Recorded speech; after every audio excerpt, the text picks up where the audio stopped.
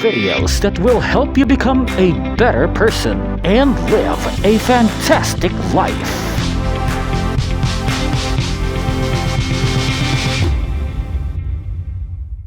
Again, our one big powerful message is this: you have more than enough. Kahit yan lang po ang maalala ninyo paglabas yun ng guring sa dami ng sinabi namin ni Brother Marlo. Kasi nga madaldal kami, madami kaming sasabihin. Kahit yan lang ang matandaan ninyo, you have more than enough, okay na po kami. Natandaan nyo yung tatlo. Di ba hindi? So okay na yun, matandaan nyo lang you are more than enough. Okay na yun. Meron po akong ipapapanood sa inyong video. Ito po, bago mo i-play, bro, bago mo ipakita, heads up lang po, ito po ay medyo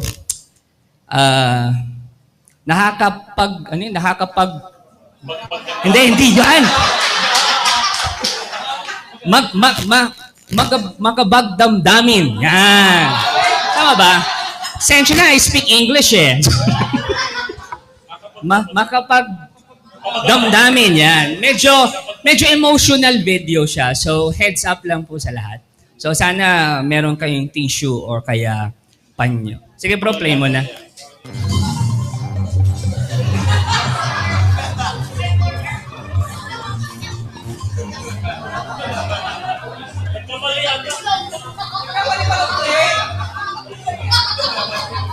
Di ba? Yung tipong mas mahal pa nung nanay mo yung pusa niya kaysa sa'yo. May favoritism, may favoritism. That's the fourth strategy. Thank you, bro. That's the fourth strategy of the enemy. Ito yung fourth strategy niya. Think God is playing favorites and you are not it. Yan yung strategy ng Diyos. Yan yung lie ng Diyos na ang Diyos may favoritism. Tapos hindi ikaw ang favorite niya. Saklap. That's the fourth lie, fourth strategy of the enemy. Basahin natin ipagpatuloy natin. Eventually, si Adam at si Eve may dalawang anak. Sino-sino sila? Si Cain at si Abel, si Cain at si Abel. Diba? Basahin natin. Genesis chapter 4 verses 2 to 5. When they grew up, yung dalawa, Abel became a shepherd, while Cain cultivated the ground. In short, plantito si Cain, magsasaka. And when it was time for the harvest, Cain presented some of his crops as a gift to the Lord. Abel naman, anong regalo niya? The best portion of the firstborn lambs from his flock. Yung best talaga.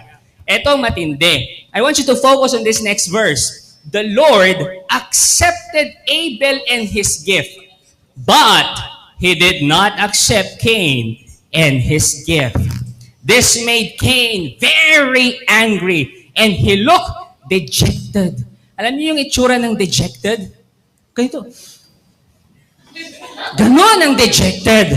Kung bothered kayo sa kwentong yan, yung tipong bakit si Lord, tinanggap niya, dito pala yung camera, si Lord, tinanggap niya yung offering ni Abel, yung kay Cain hindi. Bakit ganon? Sana tinanggap na lang ng Diyos yung offering ni Cain, di okay pa, di ba? Kung bothered kayo sa kwentong yan, hindi po kayo nag-iisa. Kung ang tinatanong nyo, tinanggap yung kay Abel, yung kay Cain, hindi. Ang tinanggap ng Diyos yung karne ng mga lamb, ang hindi tinanggap ng Diyos yung mga gulay, ibig sabihin ba nun, hindi vegetarian si Lord? Bakit hindi niya tinanggap? Kung ganyan ang tanong ninyo, well, pare-pareho tayong ganyan. But listen to this. Reading this story, parang may favoritism, no?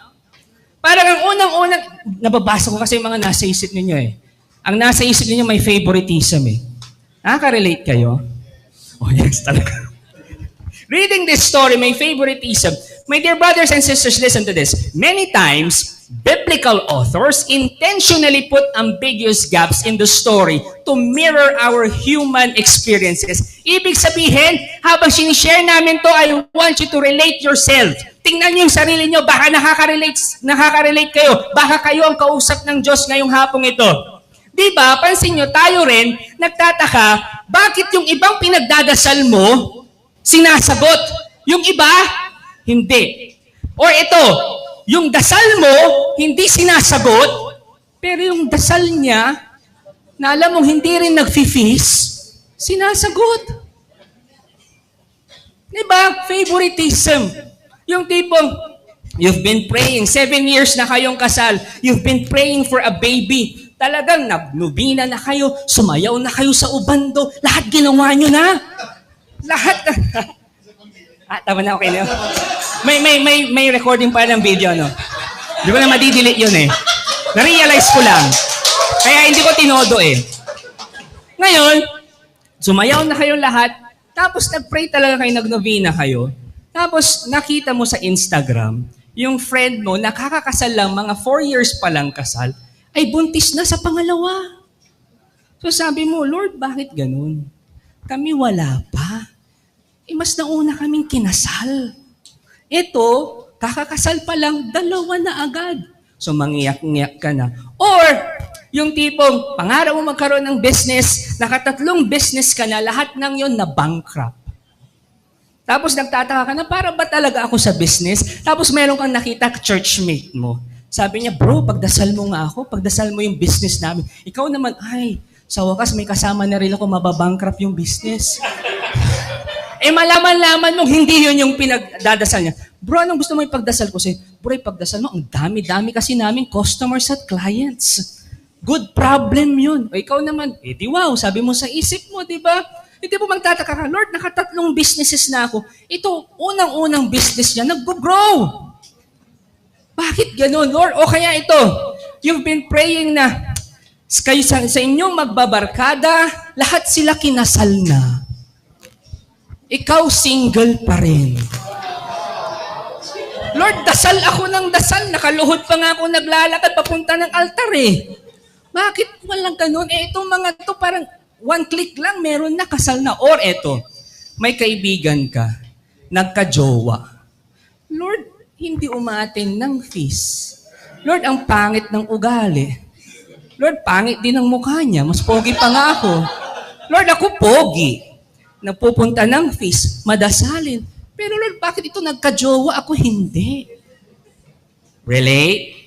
Or eto, nagdadasal ka na, Lord, sana give us good health sa buong family.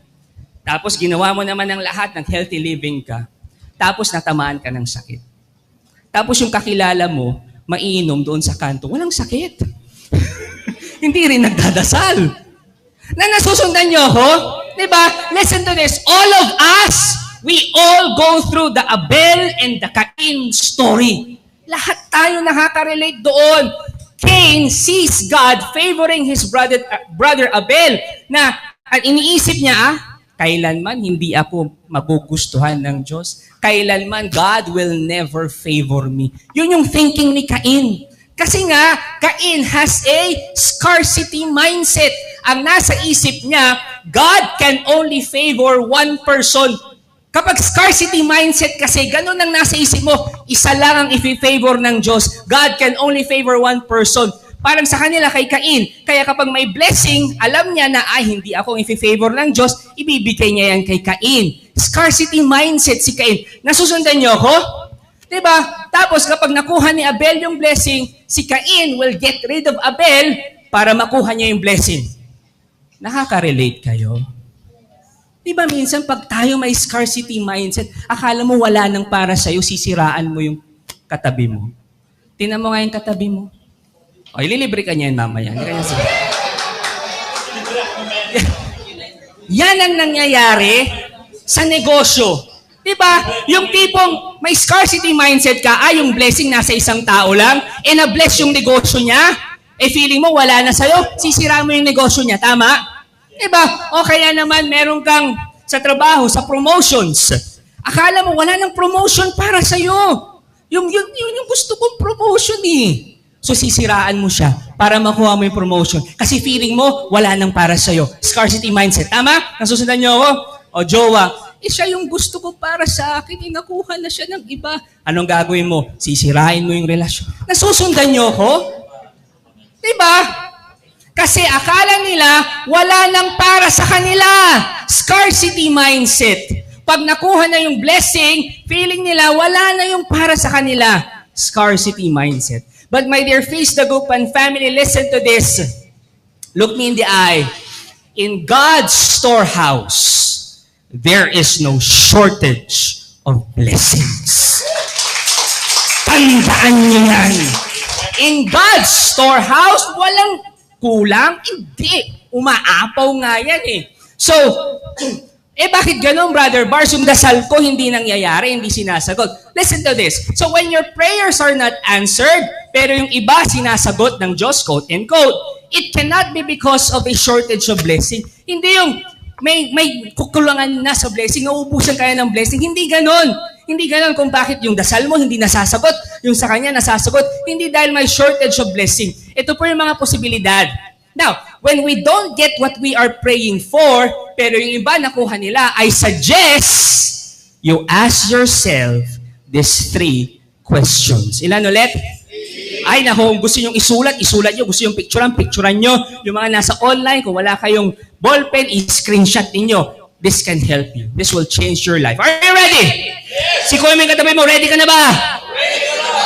When your prayers are not answered, ask yourself this first question. Do I need to do something? Kung hindi nasagot yung dasal mo, tapos yung sa kanya nasagot, una mong tanong, meron pa ba akong kailangang gawin? Basahin natin Genesis chapter 4 verse 6. Tignan nyo kung paano sinagot ng Diyos si Cain. Sabi niya, why are you so angry? Akin ka maingungot. The Lord asked Cain, why do you look so dejected? You will be accepted if you do what is right. If you don't get what you're praying for, it may mean God wants you to do something first. Baka may pinapagawa pa sa inyo. Sabi ni paring Tony Robbins, kakapihan ko yan dyan sa may boss minsan. Sabi niya, the quality of your questions can determine the quality of your life. The quality of your questions can determine the quality of your life. You see, I'm into life coaching at yun din yung prinsipyo namin. The quality of our coaching session lies on the questions we ask the coachee. So, depende sa tanong. Sabi mo nga, depende sa tanong. O, wag ka lang mahihiyang magtanong. Pero depende yan sa tanong. Si Cain, ang tanong niya, mga terrible questions. So, ano magiging buhay niya? Terrible, miserable, malamang sa malamang. Why? Because Cain asked terrible questions. And malamang sa malamang ang mga tanong ni Cain, nung nalaman niyang finavored si Abel, eto, why is God unfair? Ano pa? Bakit siya, hindi ako? Minsan yan din ang mga tanong natin, di ba? How can he be better than me? Mas magaling ako sa kanya eh. Bakit siyang na-promote? Bakit siya yung lumago yung business? Bakit siya yung nagka-jowa eh? Mas pogi ako sa kanya. Nasusundan niyo ako. Ano pa? How can I get rid of him so I get his blessing?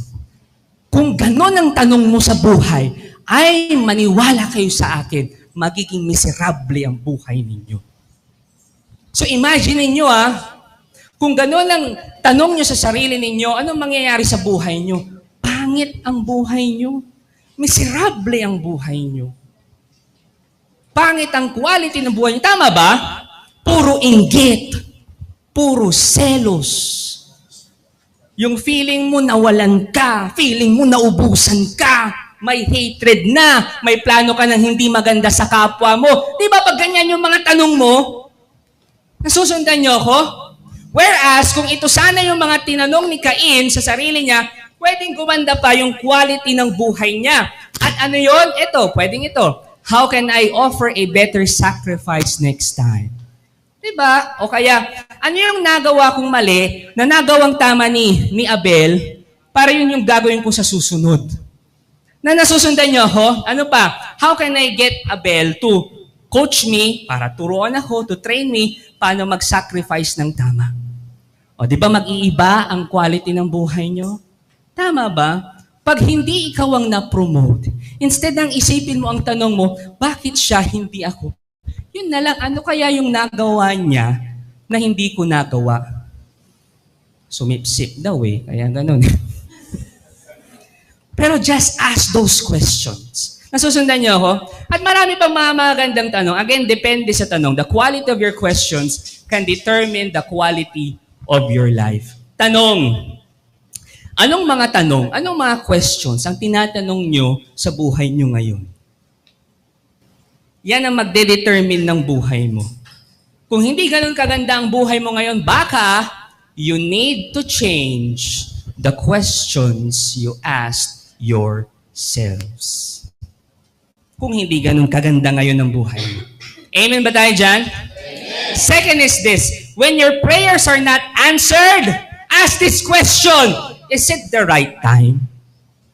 Is it the right time?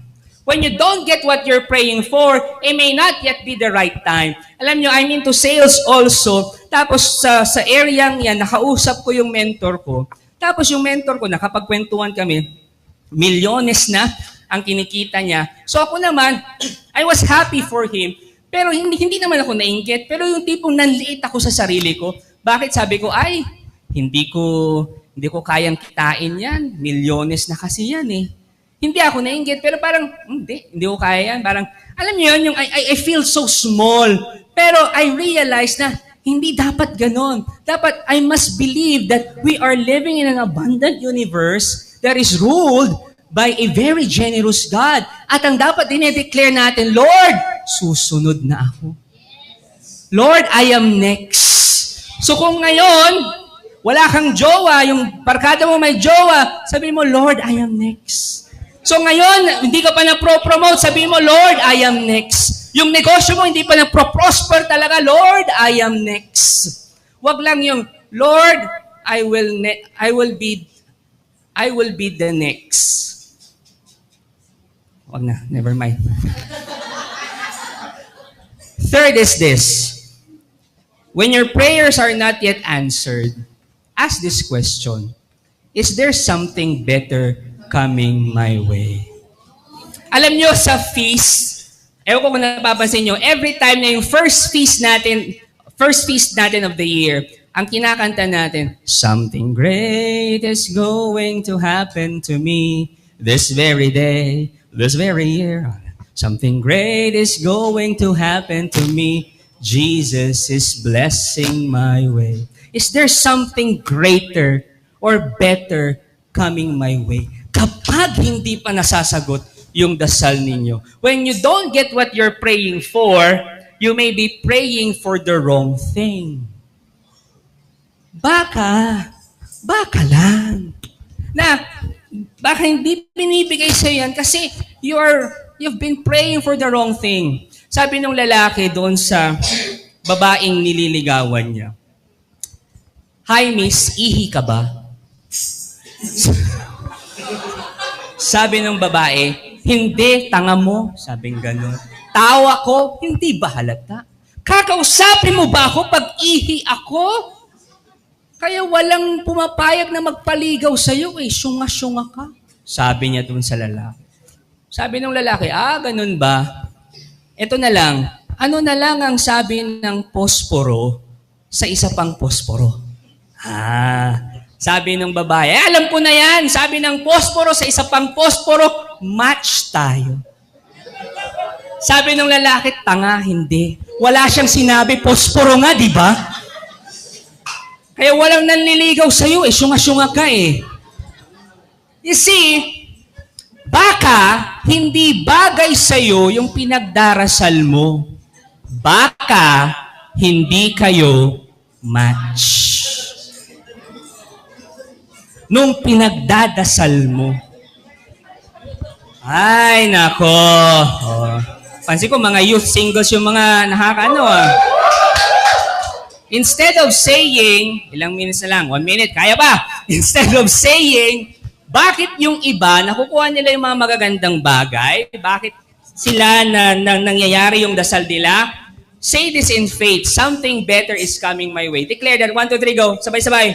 Something better is coming my... Isa pa. Something better is coming... Isa pa, last. Something better is coming my way. So, wag kang mawalan ng pag-asa kasi hindi ka mauubusan. Paparating na yung para sa'yo, may magandang para sa'yo. Amen ba tayo dyan? Amen. May invite everyone to please stand. Oy, may 24 seconds pa. Masaya kami ni Brother Marlo. Amen. You see, your life is made up of choices. Ang buhay natin, balikan niyo yung buhay niyo punong-puno ng mga choices, no? Punong-puno ng desisyon. Aatin ba ako ng fees? Kakain ba ako? Maglalakad ba ako?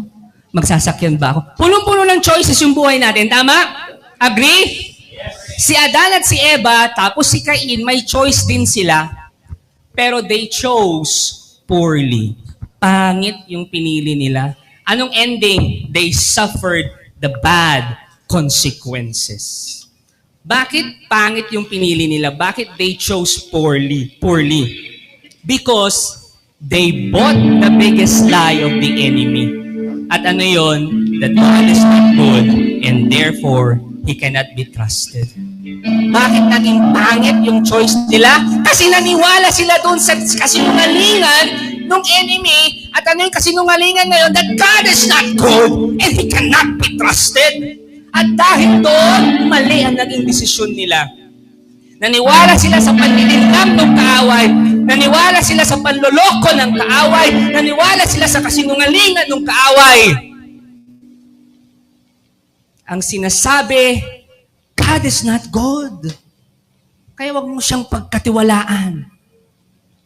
God is not generous. Hindi siya mapagbigay. Kaya wag kang maniwala sa Kanya. Yun yung strategy ng kaaway. That is the greatest, ultimate strategy of the enemy. Because if you think God is not good and He cannot be trusted, anong mangyayari? Anong gagawin mo? You'll take matters into your own hands. Hindi mapagkakatiwalaan niyang Diyos. Ako na lang ang gagalaw. Hindi ako nagtitiwala, i-promote pa niya ako, isiraan ko na lang yan. Nasusundan niyo ako? If you think that God is not good and He cannot be trusted, anong gagawin mo? You will fall into worry. Mangangamba ka. Ay, hindi siya mapagkakatiwalaan. Siya na lang ang pinanghawakan ko. Hindi pa siya mapagkakatiwalaan. Sino pa ang pagkakatiwalaan ko? Mangangamba ka. You will fall into worry. And worse, you will go to war. Makikipag-agawan ka. Kasi nasa isip mo, wala nang para sa'yo eh. Yung para sa'yo na feeling mo, nandun na sa iba. So makikipag-agawan ka doon. Am I making sense? Nasusundan nyo?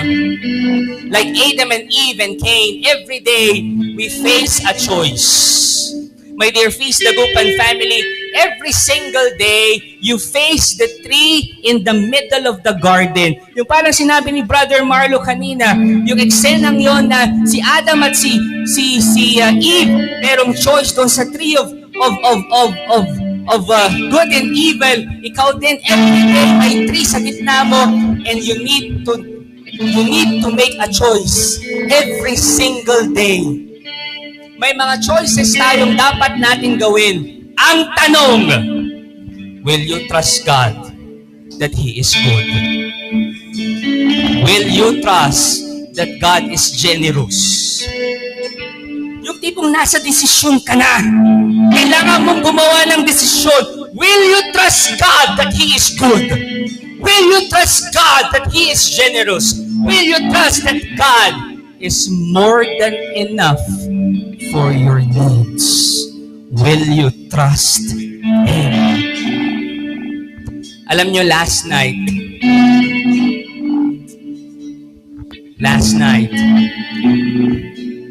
I had a chance na makakwentuhan some of our brothers. And there was this one sharing na nasa gitna siya ng choice. A choice kung saan gagawin ba niya to get the money na malaki, pero pag kinuha niya yon, kasalanan eh. Pero the enemy was whispering to his ears, kunin mo para sa family mo. Makakatulong pa sa Feast the Gupan. But this person, he knew what to do. He trusted that God is generous. He trusted that God is good. Hindi niya kinuha yung pera, bagkus he did the right thing. Alam niya na hindi siya mauubusan. Alam niya na hindi siya mawawalan. Because He has the ultimate giver. He has the ultimate blesser. You see, si Adan, si Cain, si Eva, they all failed. But Jesus succeeded. Jesus chose well. He trusted that His Father is so good. Kaya nung plano nila na isakripisyo siya, kung ikaw kaya, sasabihin sa isasakripisyo kita. Di ba matatakot ka? But Jesus trusted His Father because He knows that His Father is good. His Father is loving. His Father is so generous at hindi siya pababayaan. Today, Jesus is calling you, telling you, follow me. I know Jesus is touching your heart right now. I am speaking straight to your heart. Ikaw mismo, telling you, follow me. Follow me. The question is, will you trust Him? Because with Jesus, you have more than enough. You worship the Lord. Thank you for watching. Be sure to subscribe to this YouTube channel para wala kayong ma-miss na video at live stream. Please also share this video to your loved ones, families, and friends. And do not forget that you can join us here live sa Feast Dagupan. God bless you all more. Mama Mary loves you.